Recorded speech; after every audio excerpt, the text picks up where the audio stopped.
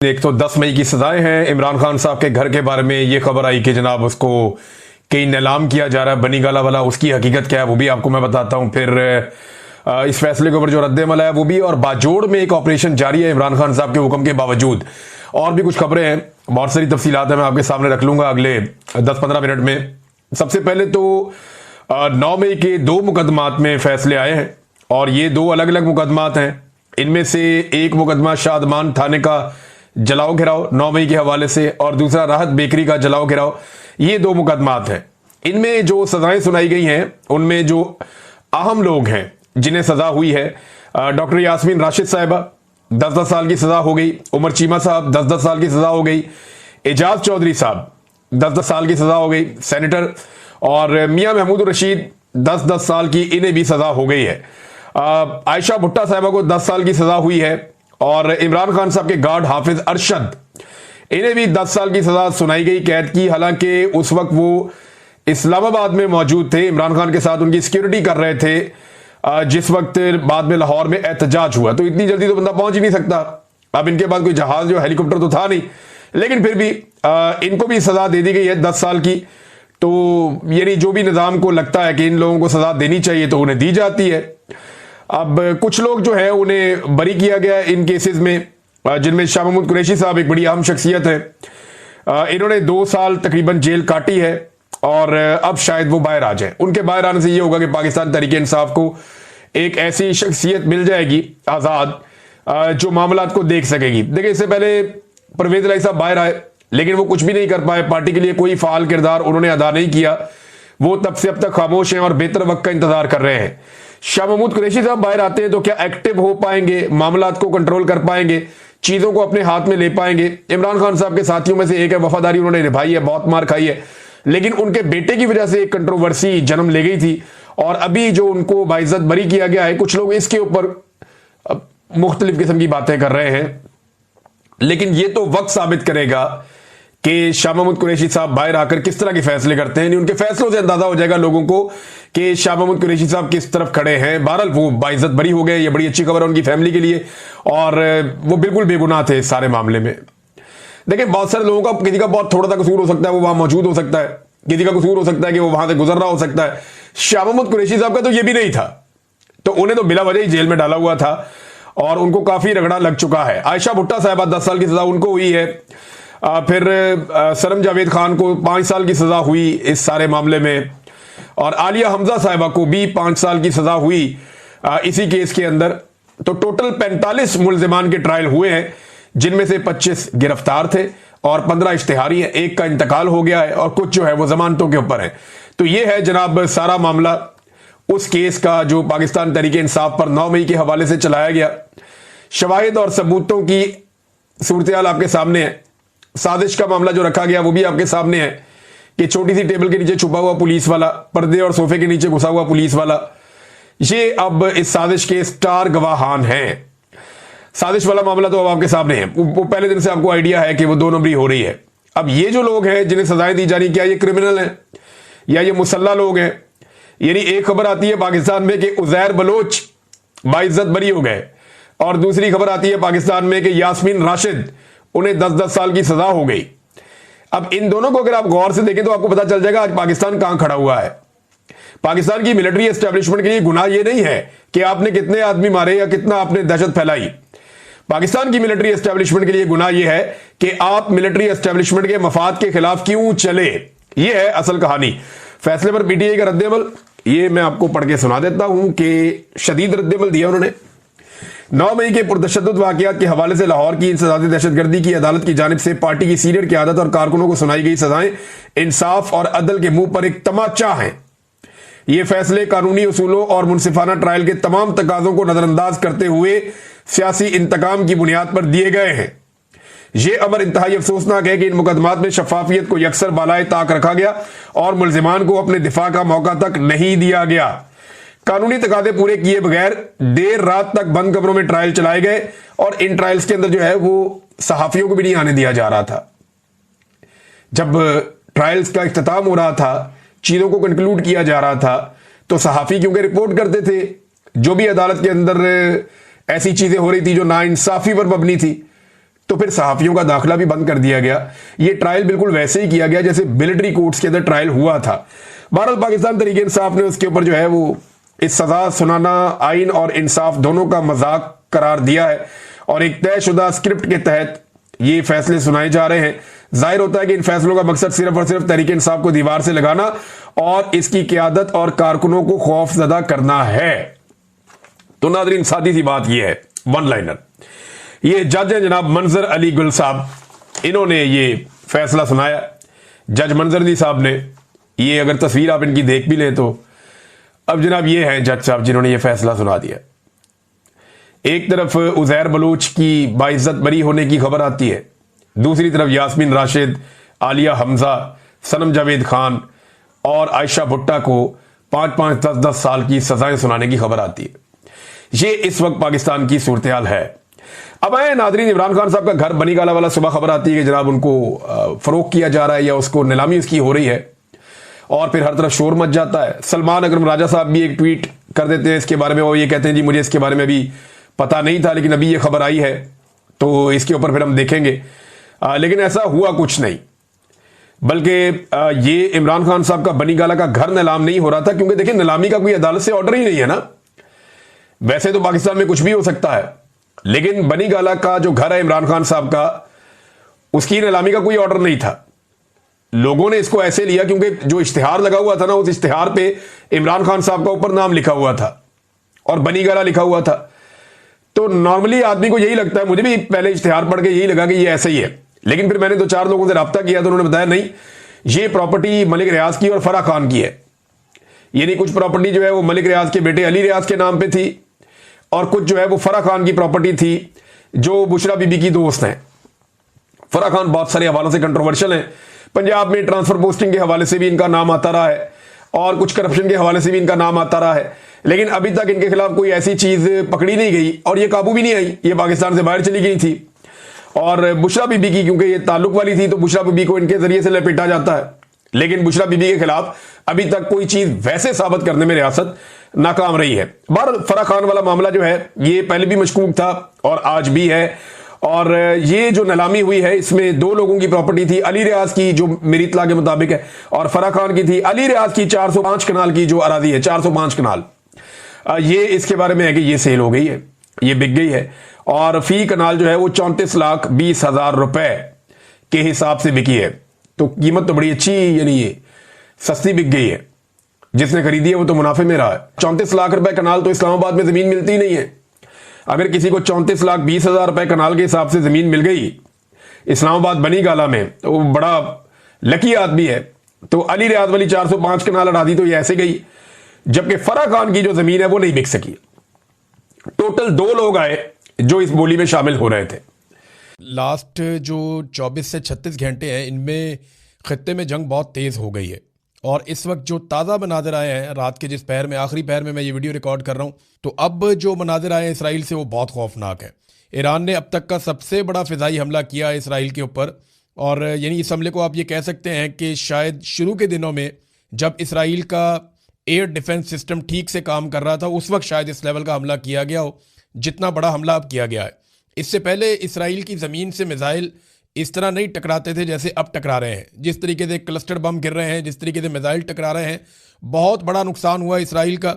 और इसराइल के अंदर टारगेट्स को हिट कर रहा है ईरान, यानी उसको अपने अहदाफ का पता है जिन्हें हिट कर रहा है। मैं आगे जाके आपको खबर दूंगा और आपको बताऊंगा कि किस तरीके से ये किया जा रहा है। बहरहाल ये फुटेज 2 तरफ से आई, एक ईरान की तरफ से आई। जब ईरान से हमला किया गया तो ये एक बहुत बड़ा हमला था, बहुत सारे मिसाइल हथियार एक साथ लॉन्च किए गए इसराइल पे हमले के लिए। और उसके बाद जो ईरानी फ़ौज है वो वहाँ पे नारेबाजी कर रही थी, उन्होंने शुक्रिया अदा किया अल्लाह ताला का। और उसके बाद इसराइल के मनाजिर जो हैं वो आते हैं तो वो बड़े ही खौफनाक है।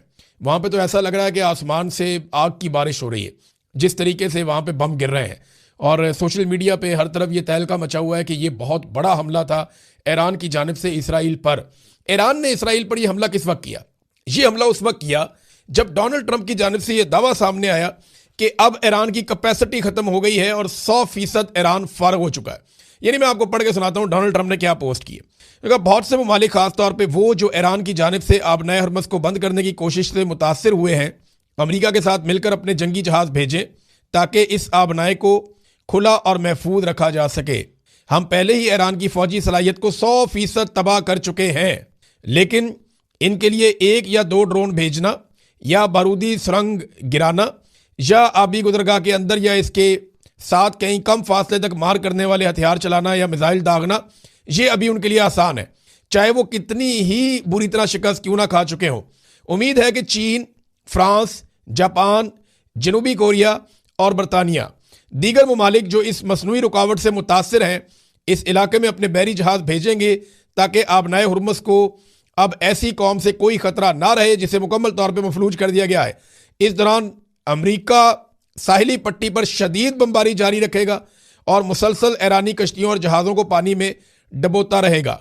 किसी ना किसी तरह हम जल्द ही आबनाए हुर्मुज़ को खुला और महफूज और आज़ाद करवा लेंगे, ये डोनाल्ड ट्रंप ने कहा। देखिए, एक तरफ दावा क्या है, एक ही स्टेटमेंट दिया डोनाल्ड ट्रंप ने, उसमें 2 अलग अलग बातें हैं। यानी एक पोस्ट है, उसमें एक तरफ ये कह रहे हैं कि 100% ईरान तबाह हो गया, और दूसरी जानिब उसी पोस्ट के अंदर डोनाल्ड ट्रंप मदद मांग रहे हैं चीन से, फ्रांस से, जापान से, जनूबी कोरिया से और बरतानिया से। यानी अगर ईरान 100% तबाह हो गया है तो फिर तो अमेरिका के लिए कोई बड़ी डील नहीं होनी चाहिए। अमेरिकन तो बहुत बड़ी फौज है, बहुत तगड़े लोग हैं, दुनिया में सुपर पावर का इनके पास स्टेटस है, तो बड़े आराम से ये ईरान को टैकल कर सकते हैं अगर तो 100% तबाह कर लिया है तो एक तरफ डोनाल्ड ट्रंप कहते हैं 100% तबाह कर लिया और दूसरी तरफ वो इन ममालिक से मदद मांगते हैं। थोड़ा सा इन ममालिक के बारे में आपको बताता हूं। फ्रांस के 10 जहाज रिपोर्ट हुए कि फ्रांस के 10 जहाज़ों का एक फ्लीट निकला और वो जा रहा है जनाब आबनाए हुर्मुज़ की जानिब, लेकिन बाद में फ्रांस से स्टेटमेंट आया, नहीं जी नहीं, हम दिफाई नुक्ता नज़र से जा रहे हैं, हमारा किसी पे कोई अटैक करने का इरादा नहीं है और जहां बताया जा रहा है वहां नहीं जा रहे। तो एक तो फ्रांस ने इसके ऊपर बता दिया कि उनके जहाज इस मकसद के लिए नहीं निकले। दूसरा, बरतानिया के अंदर बहुत सख्त रद्द अमल है, बहुत सख्त रद्द अमल है, और बरतानवी हुकूमत को यहाँ की अपोजिशन ने और अवाम ने रद्द अमल की वजह से रोका हुआ है जंग में जाने से। और बरतानवी वज़ीर-ए-आज़म कह चुके हैं कि जो हमारे साथ पहले इराक में हुआ है, हम उन तजर्बात की रोशनी में इस लड़ाई में नहीं उतरना चाहते। और चाइना ने डोनाल्ड ट्रंप की जो ऑफर है या जो डोनाल्ड ट्रंप की जो डिमांड है या रिक्वेस्ट है उसको मुस्तरद कर दिया।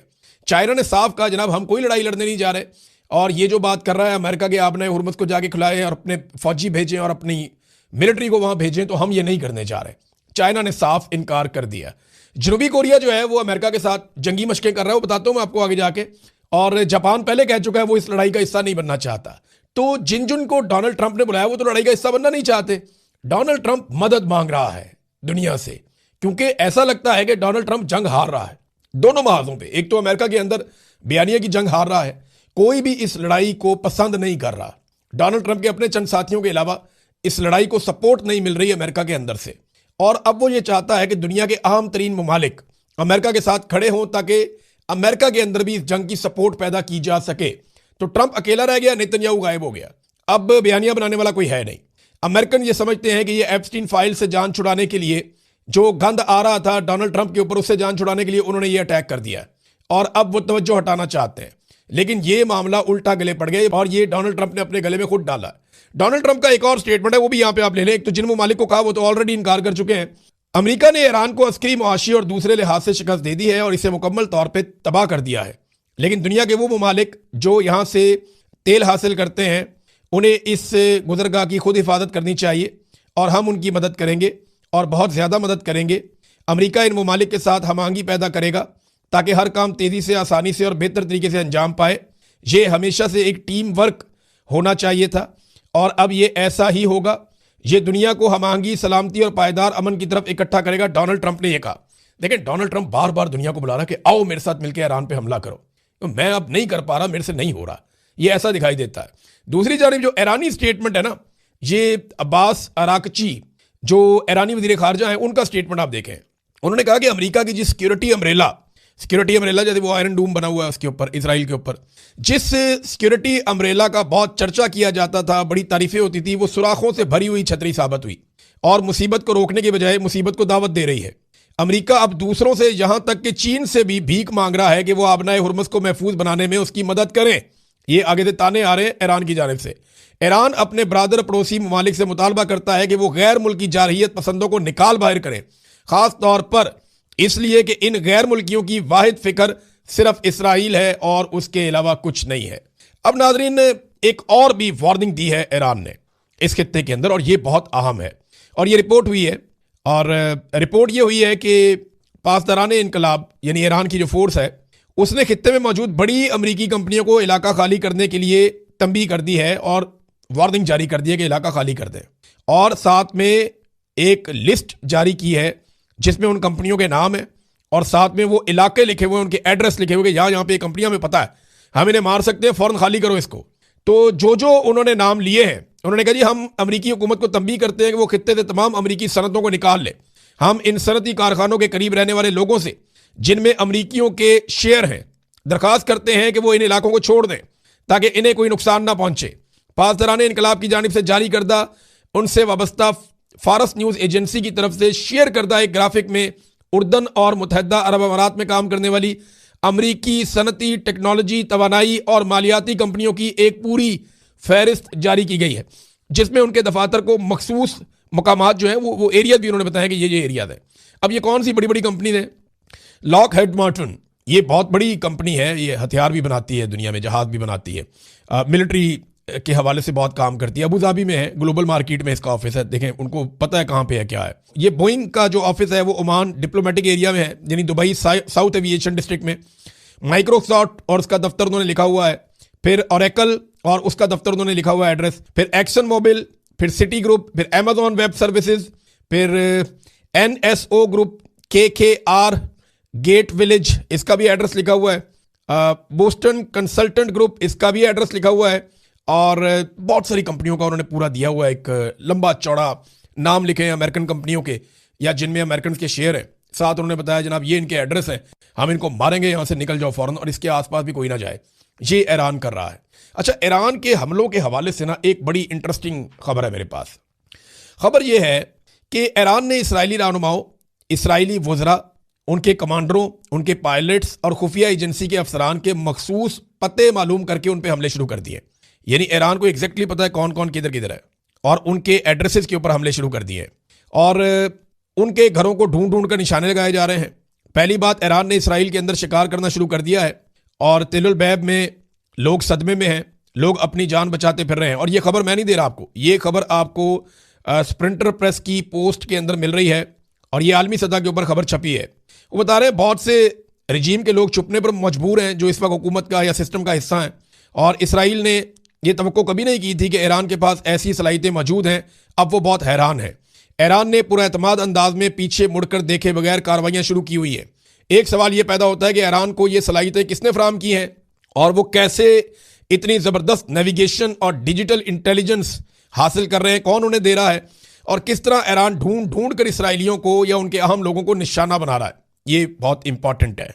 साबिक अमरीकी दिफाई ओहदेदार है, बहुत इंपॉर्टेंट आदमी, उसने इस बात का एतराफ़ किया कि ईरान मुनज़्ज़म तरीके से इसराइली फौजी बुनियादी ढांचे को तबाह कर रहा है, थार्ड रडार्स को अंधा कर दिया है और यूनिट 8200 को निशाना बना रहा है।